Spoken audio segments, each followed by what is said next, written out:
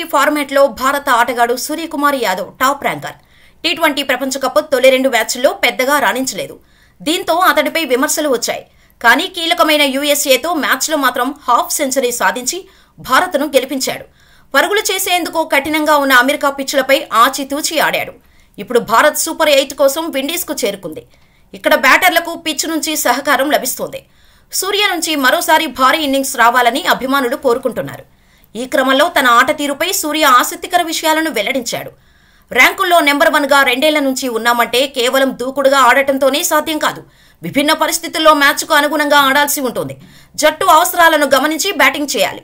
బంతి ఎలా స్పందిస్తుందో అర్థం కాని సమయంలో ఆడటం చాలా కష్టం. మన బ్యాటింగ్పై పూర్తి అవగాహన ఉన్న బౌలర్లకు చిక్కకుండా పరుగులు రాబట్టాలంటే కాస్త ఓర్పు అవసరం. సహచర బ్యాటర్తో మాట్లాడుతూ ఇన్నింగ్స్ను ముందుకు తీసుకెళ్లాలి. ఎలాంటి సమయంలోనూ ఆందోళనకు గురి కాకుండా ఉండాలి. బౌలింగ్కు అనుకూలంగా ఉన్న పిచ్చుపై బంతి బ్యాటుకు సరిగ్గా కనెక్ట్ కాదు.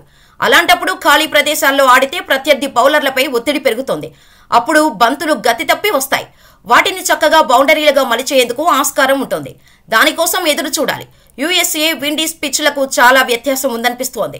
నాణ్యమైన ఆట తీరు కనపరిస్తే మంచి స్కోర్లను సాధించడం ఖాయమని సూర్య వెల్లడించాడు.